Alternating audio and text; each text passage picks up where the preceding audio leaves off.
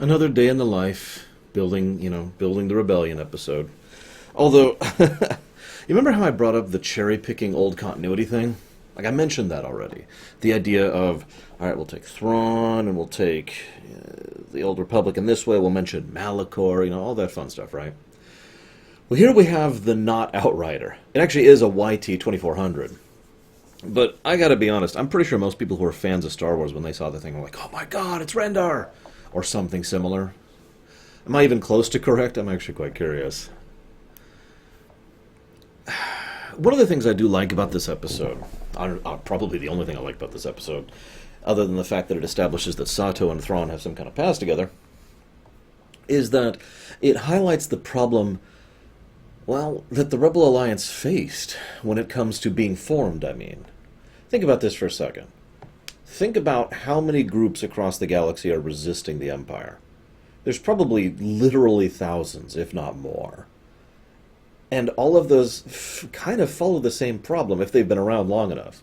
Problem one, they're very independent. They're used to doing things their way and their method. I mean, even Kanan had this issue, if you remember. And they don't really want to become part of a greater amalgamate because that's going to require more coordination, more rules, more protocol. And they just don't want to have anything to do with any of that. There's also the fact that they don't want to be discovered by the Empire. And they don't want to become too much like the Empire. Like, at what point does the Rebel Alliance, which is intended to be a structuralized military organization, just kind of work in the same way that the Empire does, at least from a passive or simplistic perspective? Problem two, they are eclectic, because only the people who are very pushed, there's only three categories of people who would really rebel under the current circumstances. People who are crazy, people who are insane, or people who have been pushed too far. And that's going to be an eclectic group, right? That brings us to the third problem. They're confident, or worse, terrified. And it could also be both. In other words, if they have survived long enough to get to this point, why would they have any need of coordinating with anyone else? That's exactly one of the exact arguments they use in this episode, is we've been doing fine. Now, the episode does a good job of shining a light on that, of showcasing what it's like to be a dinky rebel cell, and a bit of shades of what it was like back in Season 1 for us, when the biggest thing we were dealing with was a local commandant who was incompetent, I like that. I like that take on it. There's a wonderful bit towards the end of the episode. He's like, yes! Towards the middle of the episode. Finally, a Star Destroyer! No, that's not a Star Destroyer, kid. That's a light cruiser. A Star Destroyer is like 6 times bigger than that. And then there's this wonderful bit at the end of the episode where an actual ISD warps in, and their expressions just go. And it has all of the impact it should. I know that the Imperial Star Destroyer is in many ways built for intimidation. This is something that's been repeated both in the EU and the AU. But the fact of the matter is, the ISD is a brilliantly built ship, and in the hands of a competent commander will absolutely crush opposition. It is literally a dreadnought battleship troop transport carrier. That thing's a death machine. So you can kind of understand the, oh my god, reaction there, right?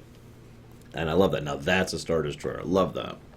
I also like how Ezra tries to, in very brief of course, pass on the lessons he himself has learned to them. That there's a difference between the simplicity versus the complexity, which is something that's been a recurring theme in Rebels that I've been mentioning several times to you as we go through this. The simple answer is fight! The complex answer is decide exactly how to fight and when and where under what circumstances. Let me put this into another way and do a more relatable take. Let's say for whatever reason there's someone who is bullying you in Skull. Now the simple answer is to just take it or to clobber them. A complex answer depends on the circumstances, but I'll actually share a real-life story for you guys. A complex answer would be refusing to fight back on the spot and going and informing someone that, hey, such and such has been trying to bully me and others. I think there might be an issue. Thus encouraging that teacher to contact that bully's parents so that their bully's parents can get a hold of that bully and try to figure out what the hell's going on and see what's going on with his life and why he's being such a bully. And it turns out that the parents are going through a divorce and the bully's just lashing out. And you get where I'm going with this. I'm not going to tell you the whole story. But this is a real story that actually did happen to me. I wasn't the bully, obviously. I was the kid being bullied. But that is a complex answer. I still fought back. I didn't surrender. I didn't let him walk all over me. But I also didn't decide to just beat him up on the spot like I could have. And if I'm being 100% honest, like I wanted to. I like complex answers for complex situations, and I like that this show keeps showing a highlight onto how that tends to be the correct choice. Regardless, decent stuff. I'll see you next time.